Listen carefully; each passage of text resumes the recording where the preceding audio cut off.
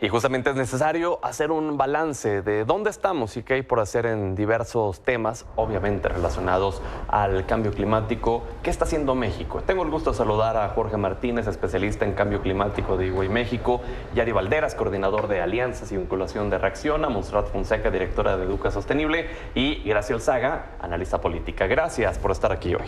Muchas gracias. Muchas gracias, el corito. A ver, comencemos por qué está haciendo México, dónde estamos y qué hay por hacer ante el cambio climático, quizás lo más importante. Jorge, comenzamos contigo. Mira, creo que lo más importante es que hacen falta políticas públicas que estén alineadas con la mejor ciencia disponible y con las metas que están establecidas en el Acuerdo de París, y hoy por hoy no las tenemos en el país. Gracias. Pues hoy por hoy es importante decir que no hay ninguna política pública que avance en un periodo corto de tiempo, porque es importante hablar de un periodo largo y que es algo que sí se está haciendo en el país y que hay que visibilizarlo porque evidentemente hay mucha desinformación sobre lo que está haciendo la 4T en materia ambiental. Montserrat. Pues merece la pena que conozcamos que existe una ley general de cambio climático, pero el que existe una ley general de cambio climático no implica que, uno, esta ley se esté cumpliendo, y dos, y más importante, que tengamos las herramientas necesarias para que esa ley se aplique. Pero como ciudadanos sí merece la pena también que sepamos que una ley general de cambio climático nos permite tener herramientas para exigir que se cumpla como ciudadanía. Y Yari. Las políticas climáticas ambientales en México necesitan ser sistémicas, en la cual abarque temas económicos, temas culturales, temas de seguridad alimentaria. Pero además no solo falta la voluntad política, sino falta presupuesto para implementar ese tipo de políticas públicas. Jorge, hablabas del Acuerdo de París. ¿Qué tanto México ha cumplido este compromiso? Sí, las metas hoy por hoy de México están lejos de alcanzar esas metas de 1.5 grados idealmente, o de 2 grados centígrados incluso. Necesitamos dar certidumbre a que la iniciativa privada pueda también invertir en la transición energética. Muchas empresas tienen compromisos internacionales que el gobierno está hoy por hoy fungiendo como un facilitador para que puedan alcanzar estas metas y podamos hacer una transición que sea justa, que sea económica, que sea viable y que mantenga la competitividad del país ante todo el mundo. No estamos aislados y eso es muy importante, ¿no?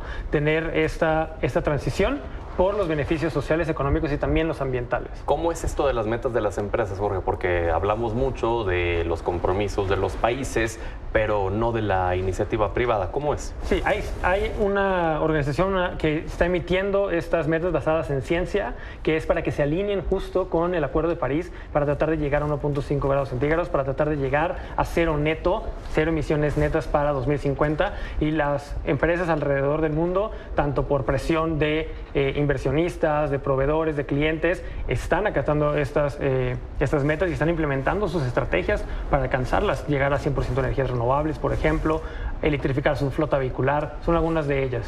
Montserrat, ¿cómo está México en el cumplimiento de los acuerdos internacionales? Porque pues, México firma todo prácticamente, pero ¿qué implementa? Pues precisamente el Acuerdo de París pide que cada 5 años los países entreguen las contribuciones nacionalmente determinadas. Es decir, cuáles son las metas de cada país en cuanto al cumplimiento del Acuerdo de París. Y Yari nos podrá platicar un poco más de eso, pero el Acuerdo de París pues justamente nos pide que cada 5 años se presenten estas metas. Y México ha sido un país por años líder, pero lamentablemente no ha cumplido siempre con las reglas que nos pide el Acuerdo de París en cuanto a que cada vez nuestras metas sean más ambiciosas y sobre todo que escuchemos a la ciencia. Hace décadas la ciencia nos ha advertido de la catástrofe que se viene y de lo malo que puede ser para la sociedad, para todos los sectores, el no escuchar las advertencias que nos han dado, y nos queda clarísimo cuando vemos las metas de los países. Y México en los últimos años en específico ha sido un país que no ha cumplido con los acuerdos que se tienen y en específico con el Acuerdo de París. ¿Estos climas atípicos son una consecuencia de la inacción? Por supuesto, claro que sí, son una consecuencia de la inacción. Vemos muchas veces antes, y recuerdo en tema educativo se hablaba de cuando venga el cambio climático y cuando empecemos a sentir las consecuencias del cambio climático. Hoy en día es innegable y ninguna institución seria con credibilidad se atrevería a decir que el cambio climático no existe, porque estamos viviendo día a día las consecuencias de los climas extremos, las movilizaciones de las personas y sobre todo en situación vulnerable. Y además cabe recalcar que el cambio climático es la injusticia más grande que existe y existirá, porque Tenemos culpas diferenciadas y por supuesto también nos afecta de manera distinta dependiendo de la vulnerabilidad. Y Yari, para eso se tiene que trabajar en conjunto, ¿no? Que es parte del trabajo que ustedes hacen con las comunidades, con los jóvenes, de involucrarlos a todos y además de hacer conciencia, actuar. Sí, por supuesto, con varias organizaciones que también fueron parte, además de Reacciona, estamos implementando proyectos de movilidad sustentable para la adaptación climática, por ejemplo, en San Cristóbal de las Casas, Chiapas. También lo que se necesita es no repetir los mismos errores del pasado, como en el Istmo de Tehuantepec, con los anteriores gobiernos, que no hubo un proceso de consulta realmente, y que en Quimbilá, Yucatán, ahí justamente donde pasó el tren, Maya, ahí implementamos el primer protocolo autonómico en consulta previa. ¿Para qué? Para que las comunidades en verdad puedan saber cuál es el proceso, tener ganancias económicas a partir del proyecto, y realmente pues en el Tren Maya se han vivido también esas violaciones en esos tipos de consultas, y además teniendo esta parte de lo que mencionábamos de las NDCs, es de que México presentó una nueva NDC en el 2020 más o menos, y Greenpeace puso un amparo porque no cumplía los principios de progresividad, la ambición que se necesita para poder implementar ese tipo de políticas públicas de la NDC, hasta que Semarnat, que es la que se encarga de hacer ese tipo de políticas, pues hizo una nueva a partir de 2022. Ahí llegó también, nosotros hicimos a partir de las juventudes una NDC de las juventudes para aportar al proyecto del gobierno federal. Gracias, ese es un tema importante. ¿Cómo anda la priorización de conservar los ecosistemas y las áreas naturales por parte de este gobierno? Ya son 5 años, mucho se ha hablado del daño ambiental que ha hecho el Tren Maya, la refinería de Dos Bocas, los derrames de Pemex. ¿Qué está haciendo el gobierno de la llamada Cuarta Transformación ante todo esto? Bueno, primero es importante decir que hay muchas personas que dicen que la 4T no es de datos, que no es de información, que simplemente se basa en una narrativa, y a mí me gustaría compartir unos datos. Primero, antes de pasar a esa parte de las áreas naturales protegidas, del Tren Maya, Dos Bocas y todos esos temas que me parecen fundamentales en la agenda tanto del gobierno como del cambio climático, que van totalmente relacionados. Detrás de cámaras decíamos, no vais a decir que el cambio climático no existe. Claro, y es una realidad porque son acciones que se están tomando a nivel internacional y evidentemente el gobierno de México lo está haciendo, la Cuarta Transformación en todo el país. Y con estos datos es importante decir, porque aquí lo traigo escrito, hice mi tarea. María Luisa Albores, en la última comparecencia que tuvo ante la Cámara de Diputados, habló de 4 ejes importantes para el cambio climático, para llegar al 35% de emisiones del dióxido de carbono, que son soluciones basadas en la naturaleza, que son 3 programas que es Sembrando Vida, las áreas naturales protegidas y la estrategia del carbono azul. Por otra parte, tenemos la energía limpia nueva con el Plan Sonora. No sé si todas y todos han escuchado sobre ese plan ambicioso que ya se está desarrollando en Sonora, que es la planta fotovoltaica más grande, no nada más de México, sino de toda Latinoamérica. Y algunas de las cosas, de los beneficios que va a tener a corto, mediano y largo plazo, es que se evitará la emisión de 1.4 millones de toneladas de dióxido de carbono. Por otra parte, porque es importante también decir que el cambio climático, el medio ambiente, no es únicamente pensar en árboles y pensar en el beneficio que va a tener el medio ambiente, sino también hay que hablar del bienestar social, de todo esto que provoca el cambio climático y que también las acciones que se están generando, y que esta planta fotovoltaica va a tener una red de transmisión de 290 kilómetros para llevar la energía incluso hasta Baja California, y abastecerá a 530,000 hogares. Okay. Y ya casi termino, perdón. Y por otra parte tenemos el transporte de bajo carbono. El Tren Maya también va a ser, por una parte, fundamental. ¿Para qué? Para lograr, yo sé que me están volteando a ver con cara de, ¿el Tren Maya? ¿Cómo el Tren Maya? No, pero es importante también decir que el Tren Maya, por una parte, va a ser eléctrico, y que eso no se ha visto, por lo menos en los últimos años, en muchos países del mundo. Y por último tenemos la regulación y fomento industrial con la Estrategia Nacional de Economía Circular, que es una estrategia que ya se está llevando a cabo en la Ciudad de México. Pero entonces, ¿el gobierno sí está priorizando o no la conservación de áreas? Sí la está priorizando. Ahí, si quieres, ahorita hablamos de las áreas naturales protegidas y evidentemente del Tren Maya. Montserrat. Gracias. Me gustaría debatir al respecto con que, primero que nada, es evidente que no se está priorizando, que estas iniciativas que nos cuentan no son para nada suficientes, van en contra de los compromisos, van en contra del Acuerdo de París. En cuanto, por ejemplo, un ejemplo muy concreto, el Tren Maya, está comprobado que aunque sea eléctrico, no compensa, si hacemos un balance, no compensa el desastre que está causando el ecocidio, digamos, únicamente por generar un medio de transporte eléctrico. Sigue siendo mucho más sostenible que la gente se siga moviendo en autobús, Incluso hay estudios que hablan de, es completamente comprobado, no es sostenible el Tren Maya. Y me gustaría también mencionar respecto a esto, sobre a las comunidades, tanto aledañas al Tren Maya como a la refinería Dos Bocas. Por mucho tiempo, previo a la construcción y durante, se les prometió empleo, se les prometió una mejor calidad de vida, y no ha sido así. Hace poco me tocó visitar Tabasco, Paraíso, en donde está la refinería, y la gente, todas las personas, así sea el taxi, y en específico las escuelas que yo estuve visitando por parte de Fundación Educa para programas educativos de educación ambiental, nos decían, la refinería no nos está beneficiando, sino todo lo contrario.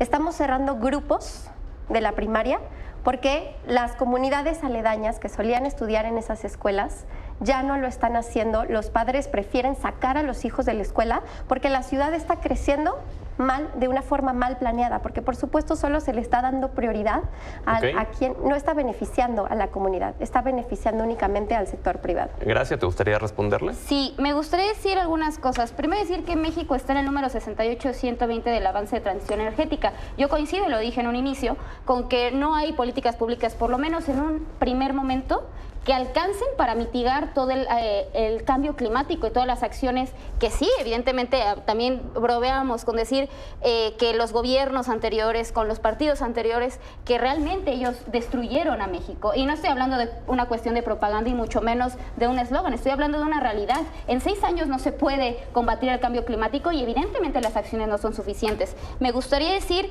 que, bueno, yo soy de Cancún y yo sé que evidentemente las situaciones que se viven en Cancún no son las mismas que se viven ni en Tulum ni en Felipe Carrillo Puerto, y mucho menos en las comunidades originarias que están en la zona.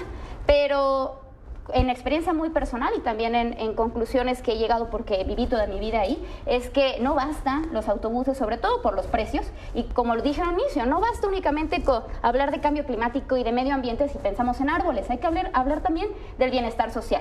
Es decir, el Tren Maya llevará bienestar social y sí, evidentemente hay que hablar sobre el impacto ambiental que va a tener, pero también hay que hablar del impacto social.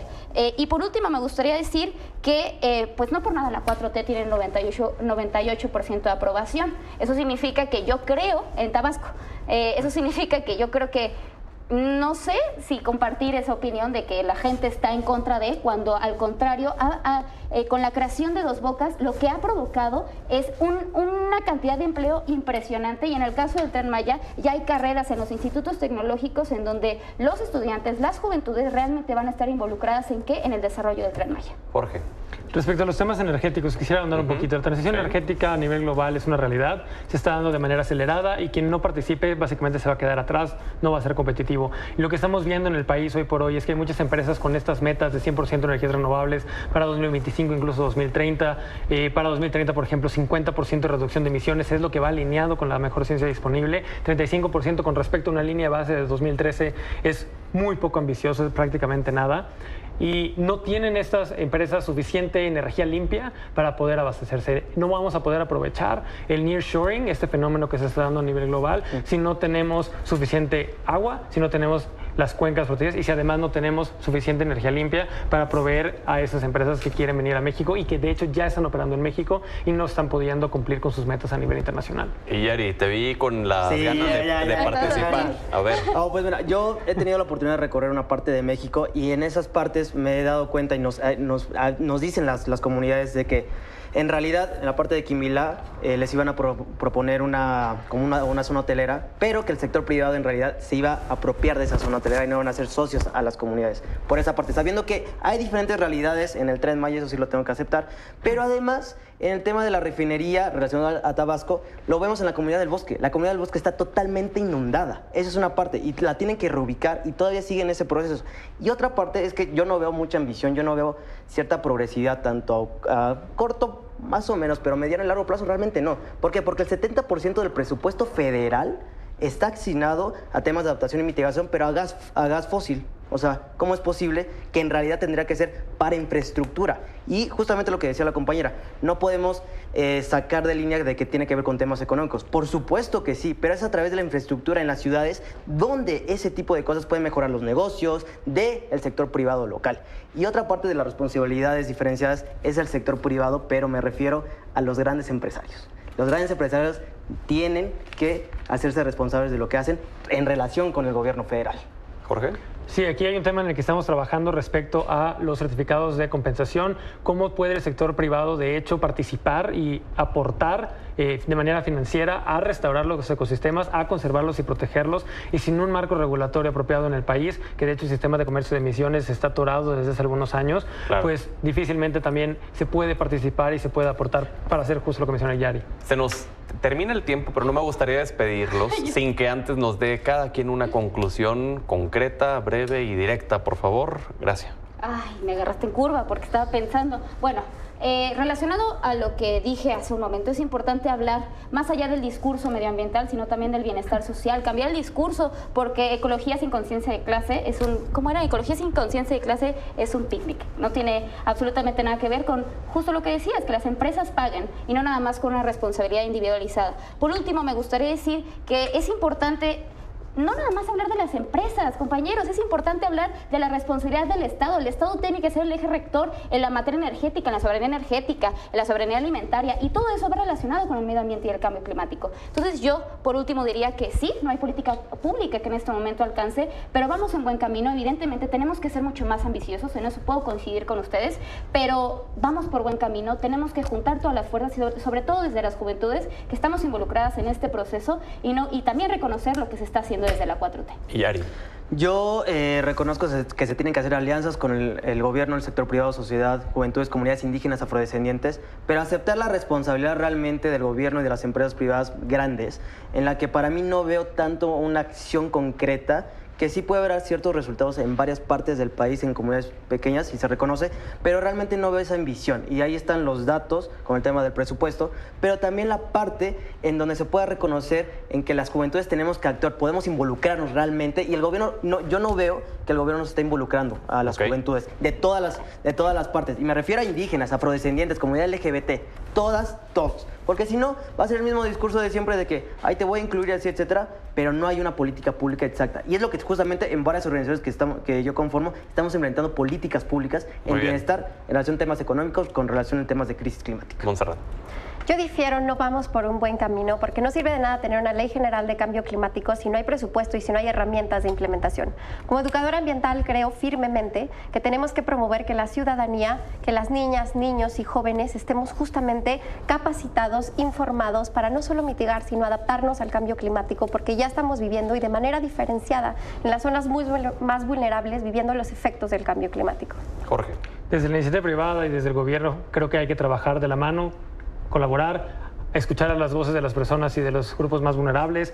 Desde el equipo de EY México, especialmente el de cambio climático, queremos desarrollar estrategias, desarrollar las capacidades, poder elaborar y compartir nuestros logros, lo que se va avanzando, checar los reportes, que lo que se reporte, que lo que digan la iniciativa privada de hecho se esté cumpliendo, y pues queremos eso, ayudarles a efectivamente que la iniciativa privada haga su parte, colabore con el gobierno para mitigar los riesgos y aprovechar las oportunidades con todos estos cambios que vienen. Muy bien, pues gracias a todos por haber estado con nosotros hoy.